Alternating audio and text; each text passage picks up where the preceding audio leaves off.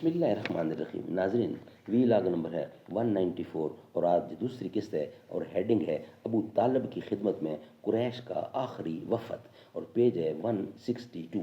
ناظرین، جس کتاب سے یہ پیش کر رہے ہیں اس کتاب کا نام ہے الرحیق المختوم، سیرت النبی صلی اللہ علیہ وسلم پر دنیا بھر میں اول انعام یافتہ ہے. یہ کتاب مولانا صفی الرحمان مبارک پوری رحمۃ اللہ علیہ اس کتاب کی ہیں رائٹر.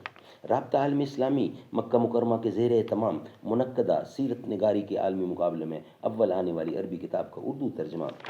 بسم اللہ الرحمن الرحیم. یسقون من رحیق مختوم، یہ لوگ سرے بمہر شراب پلائے جائیں گے. بسم اللہ الرحمن الرحیم. وَإِن تُطِيعُوهُ تَهْتَدُوا، اور اگر اس کی فرما برداری کرو گے تو راہ پاؤ گے.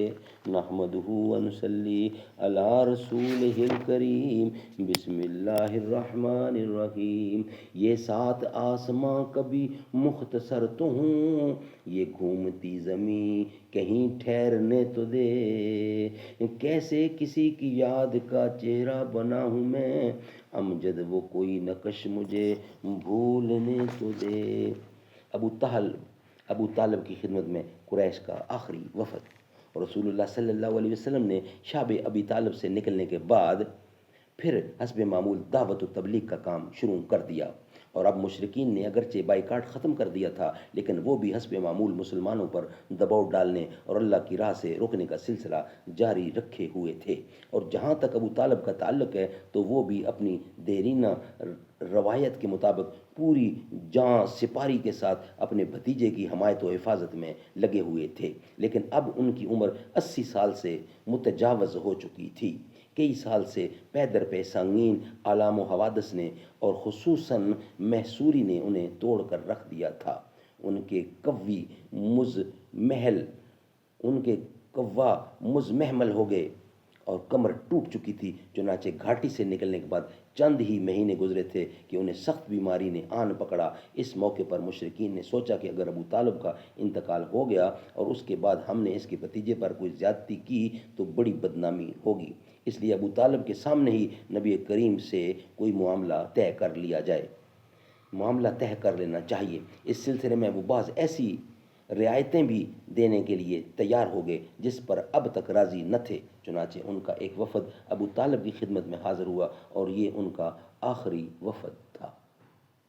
ابن اسحاق وغیرہ کا بیان ہے کہ جب ابو طالب بیمار پڑ گئے اور قریش کو معلوم ہوا کہ ان کی حالت غیر ہوتی جا رہی ہے تو انہوں نے آپس میں کہا کہ دیکھو، حمزہ اور عمر مسلمان ہو چکے ہیں اور محمد صلی اللہ علیہ وسلم کا دین قریش کے ہر قبیلے میں پھیل چکا ہے. اس لیے چلو ابو طالب کے پاس چلیں کہ وہ اپنے بھتیجے کو کسی بات کا پابند کریں اور ہم سے بھی ان کے متعلق عہد لے لیں، کیونکہ واللہ ہمیں اندیشہ ہے لوگ اس کی وفات کے بعد ہمارے قابو میں نہ رہیں گے. ایک روایت یہ ہے کہ ہمیں اندیشہ ہے کہ یہ بڈھا مر گیا اور محمد صلی اللہ علیہ وسلم کے ساتھ کوئی گڑبڑ ہو گئی تو عرب ہمیں طعنہ دیں گے، کہیں گے کہ انہوں نے محمد صلی اللہ علیہ وسلم کو چھوڑے رکھا اور اس کے خلاف کچھ کرنے کی ہمت نہ کی. لیکن جب اس کا چچا مر گیا تو اس پر چڑھ دوڑے.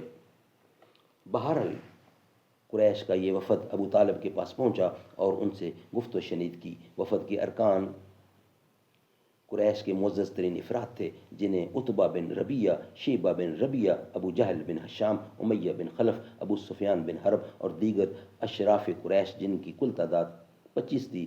انہوں نے کہا. ناظرین، کیا کہا یہ ہم آپ کے سامنے رکھیں گے نیکسٹ ویلاگ کی صورت میں. یہ ویلاگ ہمارا یہاں ہی بند ہوتا ہے اور کمپلیٹ ہوتا ہے.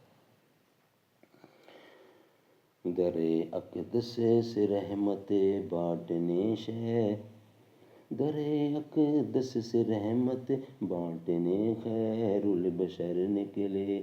تل لینے بھیگ دامن کھول کر شمس و قمر نکلے. زمیں چمکی فضا مہکی گھٹا چھائی بہار آئی. کریم آقا شہ بطحا جہاں پہنچے جدھر نکلے. نبی نے چشم رحمت ڈال دی جب خشک صحرا پر. اگے پودے سجے پتے کھلے غنچے ثمر نکلے.